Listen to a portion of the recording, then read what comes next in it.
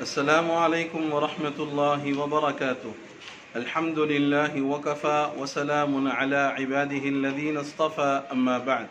محترم ناظرین و سامعین، آج ہم روزے میں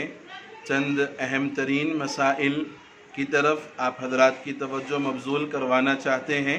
آج کی نشست میں ہم حالت روزے میں آکسیجن، انہیلر، نیوبلائزر اور دھواں اور اسی طریقے سے پرفیومز کا کیا حکم ہے، ہم اس پر انشاءاللہ بات کریں گے۔ لیکن مسائل پر بات کرنے سے پہلے ایک بات ہم سبوں کو یہ ذہن میں رکھنا چاہیے کہ جو مسائل ہم بیان کر رہے ہیں یہ قرآن و سنت کی روشنی میں اور فقہ کی کتابوں کا نچوڑ گویا آپ کے سامنے پیش کر رہے ہیں، اس لیے ان مسائل پر آپ علی وجہ البصیرت اطمینان رکھیں کہ جو بات آپ تک پہنچائی جا رہی ہے وہ کوئی بنا حوالے کے یا یوں ہی نہیں بیان کی جا رہی ہے، بلکہ ساری حوالہ جات اور ساری سندوں کے ساتھ انشاءاللہ یہ بات آپ تک پہنچ رہی ہے۔ بس اللہ سے دعا کریے کہ اللہ تعالیٰ اس سلسلے کو قبول فرما کر اس کا نفع پوری امت میں عام فرما دے۔ تو محترم ناظرین، آج ہم جو مسئلہ بیان کر رہے ہیں اس میں چند الگ الگ باتیں ہیں اور الگ الگ چیزوں سے متعلق حکم بیان کریں گے۔ سب سے پہلا حکم، روزے کی حالت میں گاڑیوں کا یا کھانا پکاتے وقت میں آگ کا یا عام حالات میں اگربتی وغیرہ کا دھواں یا کسی بھی چیز کا دھواں بلا ارادہ ناک کے ذریعے حلق میں پہنچ جائے تو روزہ نہیں ٹوٹتا۔ ہاں، البتہ اگر کسی نے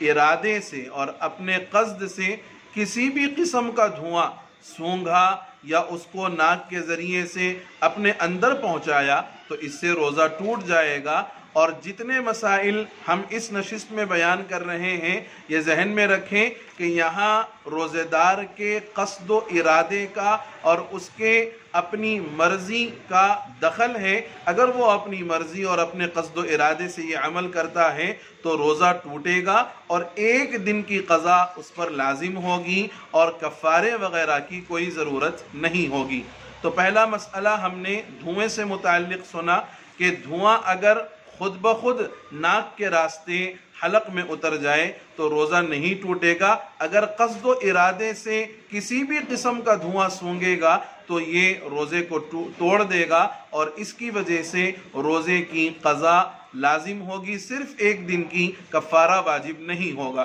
دوسرا مسئلہ ہمارا آکسیجن سے متعلق ہے، یعنی اگر کسی کو لنگس کا پرابلم ہو، یعنی پھیپھڑوں کی کوئی تکلیف ہو یا دمے کی بیماری ہو اور سانس لینے کے لیے اس کو آکسیجن کی ضرورت پڑے تو حکم یہ ہے کہ اگر آکسیجن بغیر کسی دوا کے صرف صاف ہوا اس تک پہنچانے کے لیے اور سانس کی سہولت اس تک دینے کے لیے ہم نے صرف آکسیجن لگایا، اس میں کوئی دوا ملی ہوئی نہیں تھی، تو یاد رکھنا چاہیے کہ اس سے روزے پر کوئی اثر نہیں پڑے گا۔ لیکن اگر آکسیجن میں ہم نے کوئی بھی قسم کی دوا ملا دی اور دوا ملا کر پہنچائی تو یاد رکھنا چاہیے کہ دوا ملا کر پہنچانے کی وجہ سے اب وہ آکسیجن خواہ ناک کے ذریعے سے پہنچایا جائے یا منہ کے ذریعے سے پہنچایا جائے، دونوں صورتوں میں روزہ ٹوٹ جائے گا اور روزے کی قضا لازم ہوگی، کفارے کی ضرورت نہیں پڑے گی۔ تیسرا مسئلہ ہمارا نیوبلائزر سے متعلق ہے۔ اگر کسی کو سخت سردی ہو جائے اور زکام اور نزلے کی وجہ سے سینہ بھر جائے اور اس کو نیوبلائزر کی ضرورت پڑے تو یہ بات ہمیں معلوم ہے کہ عام طور پر نیوبلائزر دوا ملا کر ہی دیا جاتا ہے۔ پس اگر حالت روزہ میں نیوبلائزر دوا ملا ہوا اگر کوئی استعمال کرتا ہے تو روزہ ٹوٹ جائے گا اور قضا لازم ہوگی، کفارے کی اس کو ضرورت نہیں ہوگی۔ چوتھا مسئلہ سپرے سے متعلق ہے، یعنی وہ دوا جو سپرے کے طور پر استعمال کی جاتی ہے یا عام طور پر اسے انہیلر کے طور پر استعمال کیا جاتا ہے۔ آپ تو یعنی آپ اس کو یوں کہیں تو زیادہ بہتر ہوگا کہ انہیلر کے ذریعے ہی دوا کو استعمال کیا جاتا ہے، چونکہ اس میں دوا ملی ہوئی ہے، اور اس طریقے کا کوئی بھی اسپرے یا انہیلر جس میں دوا ملی ہوئی ہو روزے کی حالت میں آپ اگر لیں گے تو اس سے آپ کا روزہ ٹوٹ جائے گا اور آپ کو قضا کرنی ہوگی، کفارے کی آپ کو ضرورت نہیں ہوگی۔ اسی طریقے سے روزے کی حالت میں سٹیم لینا، کوئی بام ہے یا کوئی لیکوڈ دوا ہے اور یہ آپ گرم پانی میں ڈال کر اس کی بھاپ لیتے ہیں اور اس کو سونگھتے ہیں تو لازم ہے کہ یہاں پر بھی دوا کا اثر ناک کے ذریعے سے آپ کے حلق تک پہنچے گا اور یہ بھی آپ کے روزے کو توڑ دے گا، اور اس میں بھی صرف قضا واجب ہوگی، کفارے کی کوئی ضرورت نہیں پڑے گی۔ ہاں، اگر کوئی آدمی کوئی بام وغیرہ یہ اپنی ناک سے دور رکھ کر صرف سونگھتا ہے، دور رکھ کر کے سونگھتا ہے تو اس سے روزے پر کوئی اثر نہیں پڑے گا، لیکن اگر اس کو انہیلر کے طور پر جیسے وکس انہیلر ہوتا ہے یا کوئی اور انہیلر ہے اور اس کو اپنی ناک میں لگا کر وہ اس دوا کے اثر کو کھینچتا ہے ناک کے ذریعے سے تو پھر اس سے اس کا روزہ ٹوٹ جائے گا اور اس کو قضا لازم ہوگی، کفارے کی بہرحال ضرورت نہیں پڑے گی۔ اسی طریقے سے ایک مسئلہ، بیڑی، سگریٹ اور حقہ اگر روزے کی حالت میں کوئی استعمال کرے گا تو روزہ ٹوٹ جائے گا اور ایک دن کی قضا اس کو لازم ہوگی۔ ایک اور مسئلہ ہے کہ روزے کی حالت میں عطر کا استعمال کرنا یا ہاتھوں سے مل کر آپ نے عود ہو، سندل ہو یا مشک اگر استعمال کر لیا تو یہ ہاتھ سے چونکہ آپ نے ملا ہے اور پھر اپنے بدن یا اپنے کپڑے پر لگایا ہے تو اس سے روزے پر کوئی اثر نہیں پڑے گا۔ ہاں، اگر عود، لوبھان یا سندل اور مشک وغیرہ اس کی ٹکیوں کو آپ نے اپنے ہاتھ سے ملا اور اس کو آپ نے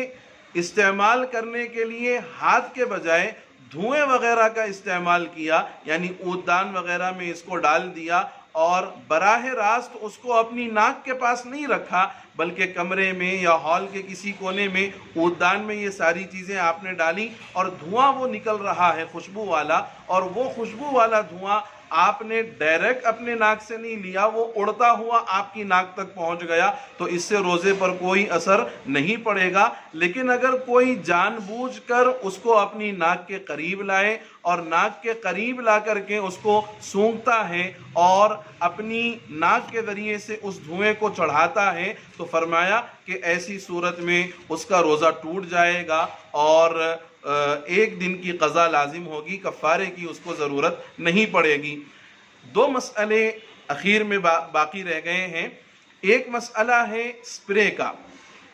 یعنی وہ پرفیوم جو ہم سپرے کے طور پر استعمال کرتے ہیں۔ دیکھیے، اگر آپ نے پرفیوم کو سپرے کے طور پر استعمال کیا تو جیسے ہی آپ سپرے ماریں گے تو وہ پرفیوم اڑے گا اور وہ ہوا میں تحلیل ہو جائے گا، اڑ جائے گا۔ تو اب ہوا میں بکھری ہوئی خوشبو اگر آپ کے ناک میں پہنچتی ہے تو اس سے روزے پر کوئی اثر نہیں پڑے گا، لیکن آپ کو اس بات سے احتیاط کرنا چاہیے کہ سپرے والا پرفیوم اپنے کپڑوں پر یا اپنے آس پاس میں بطور سپرے استعمال نہ کیا جائے، کیونکہ اس کے ذرات اگر آپ اپنے کپڑوں پر یا آس پاس میں سپرے کریں گے تو ناک میں ڈائریکٹ جائیں گے اور اس سے روزے کے ٹوٹنے کا بھی اندیشہ ہے۔ تو احتیاط کرنا چاہیے کہ روزہ نہ ٹوٹے، اور اس حالت میں روزے میں سپرے کرنے سے ہمیں پورے طور پر احتیاط کرنا چاہیے۔ آخری مسئلہ یہ ہے کہ راستہ چلتے ہوئے عام طور پر جو گرد و غبار اڑتا ہے یہ ایسا ہوتا ہے کہ اس کے اثرات اور اس کے ذرات بہت باریک ہوتے ہیں، عام طور پر نظر بھی نہیں آتے، تو ممکن ہے کہ وہ ہماری ناک کے ذریعے سے اندر داخل ہو جائے، لیکن وہ بلا ارادہ داخل ہوتے ہیں اور اس سے بچنا ممکن بھی نہیں ہو پاتا، اس لیے اس سے روزے پر کوئی اثر نہیں پڑتا۔ البتہ ہمیں اس بات کی کوشش کرنی چاہیے کہ ہم تو رمضان میں الکوہل